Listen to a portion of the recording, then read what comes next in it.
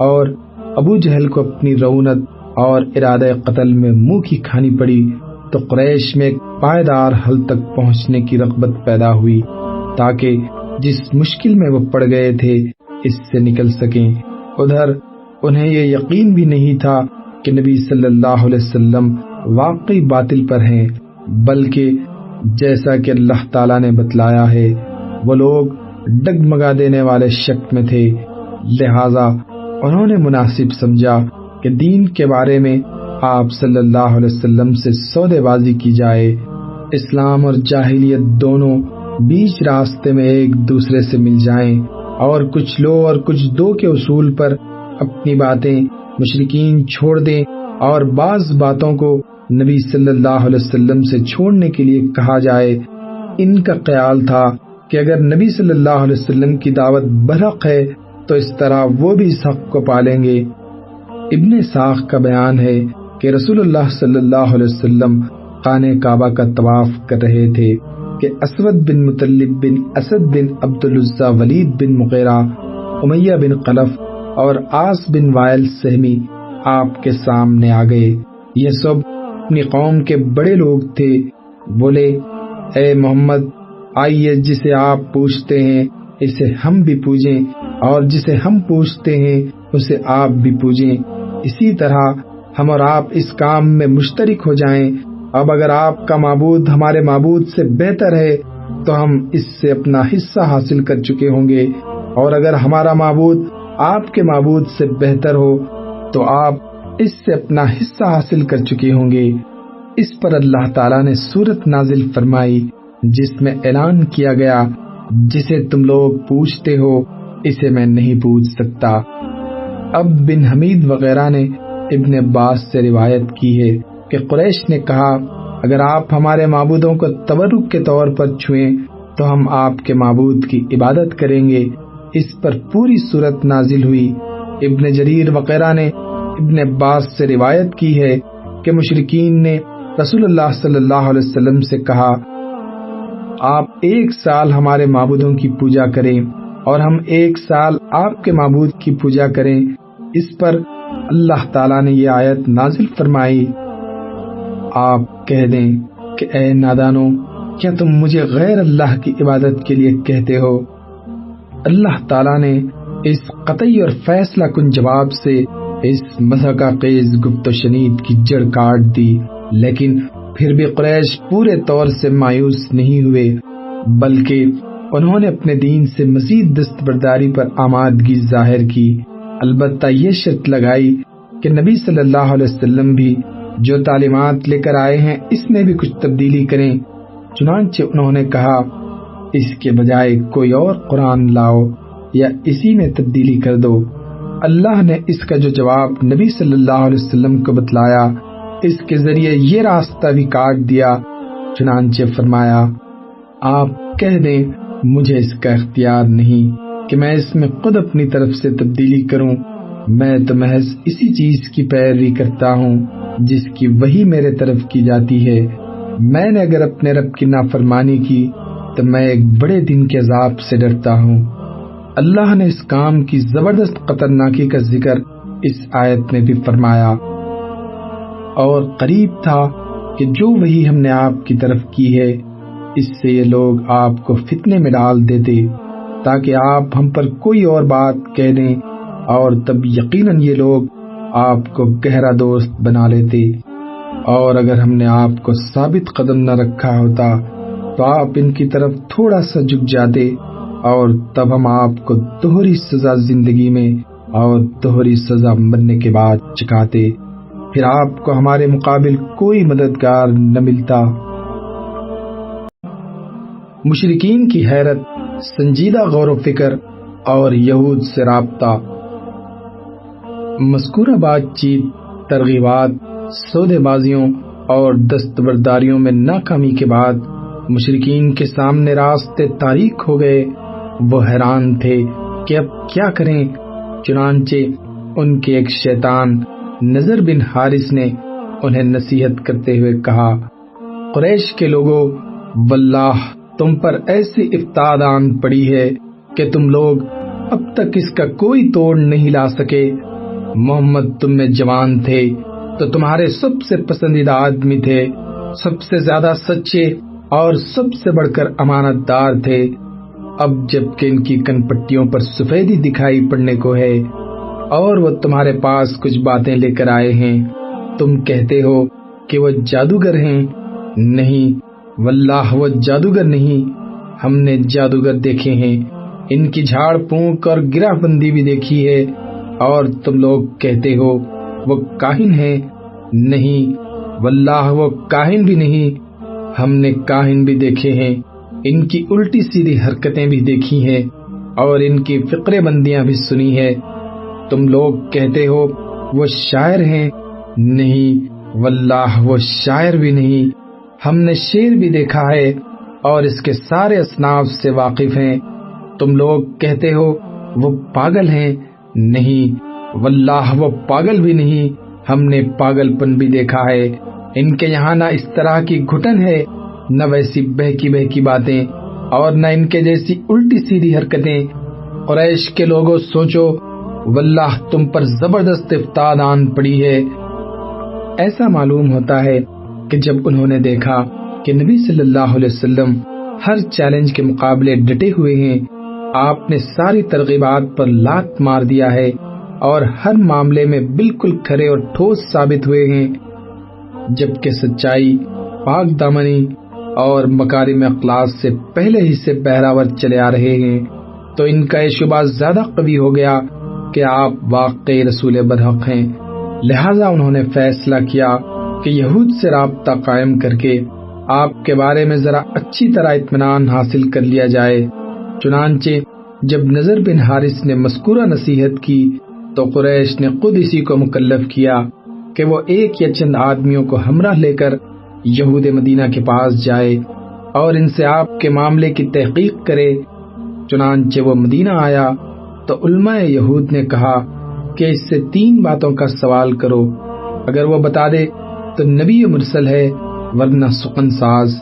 اس سے پوچھو کہ پچھلے دور میں کچھ نوجوان گزرے ہیں، ان کا کیا واقعہ ہے، کیونکہ ان کا بڑا عجیب واقعہ ہے۔ اور اس سے پوچھو کہ ایک آدمی نے زمین کے مشرق و مغرب کے چکر لگائے، اس کی کیا خبر ہے۔ اور اس سے پوچھو کہ روح کیا ہے۔ اس کے بعد نضر بن حارث مکہ آیا تو اس نے کہا کہ میں تمہارے اور محمد کے درمیان ایک فیصلہ کن بات لے کر آیا ہوں۔ اس کے ساتھ ہی اس نے یہود کی کہی ہوئی بات بتائی۔ چنانچہ قریش نے آپ سے ان 3 باتوں کا سوال کیا۔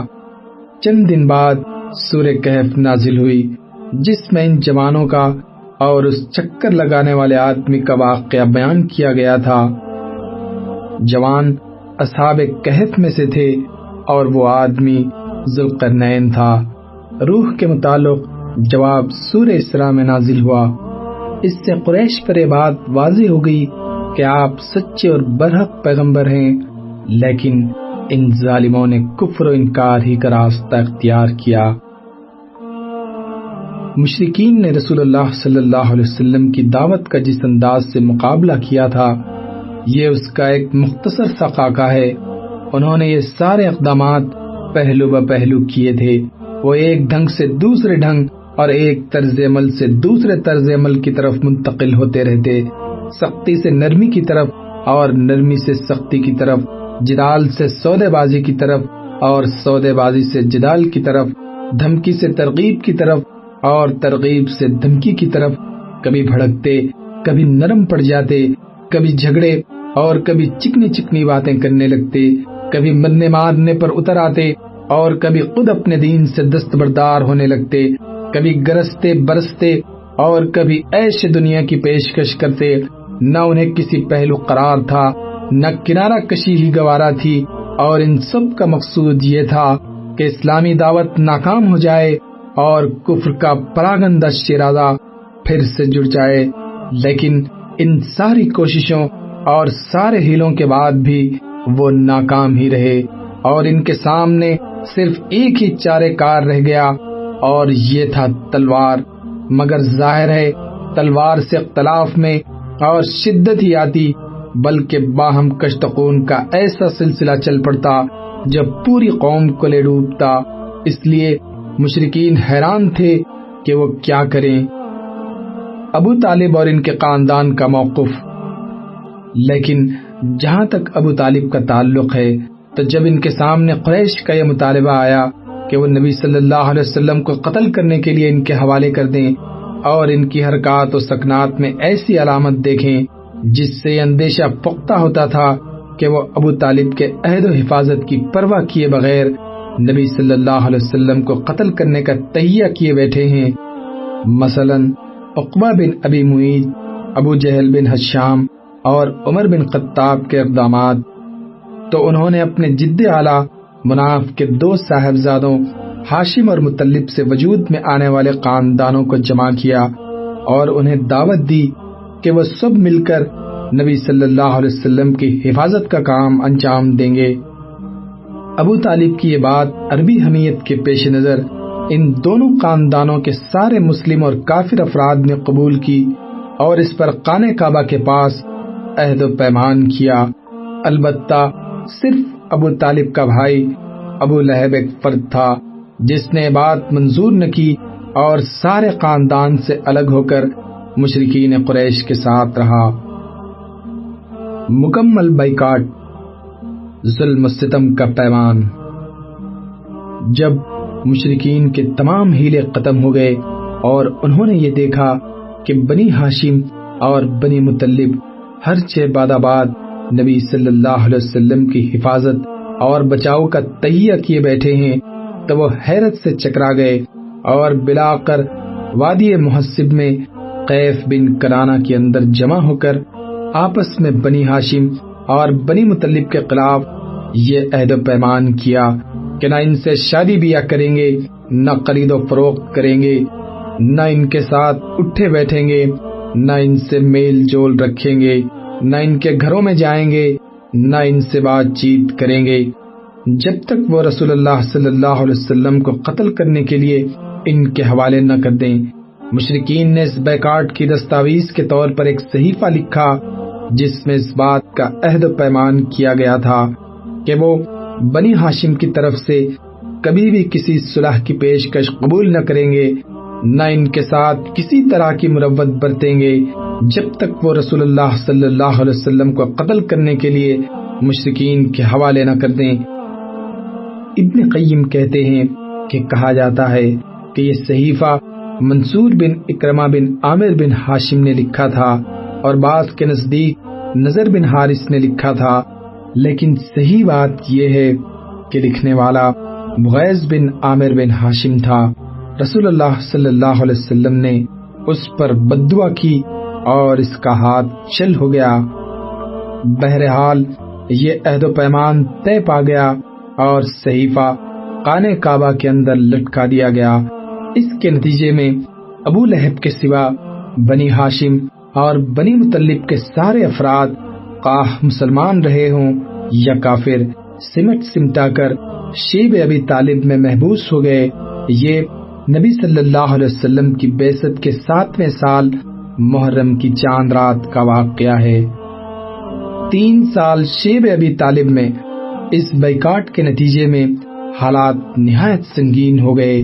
غلے اور سامان قردنوش کی آمد بند ہو گئی کیونکہ مکے میں جو غلہ یا فروختنی سامان آتا تھا اسے مشرکین لپک کر خرید لیتے، اس لیے محصورین کی حالت نہایت پتلی ہو گئی، انہیں پتے اور چمڑے کھانے پڑے۔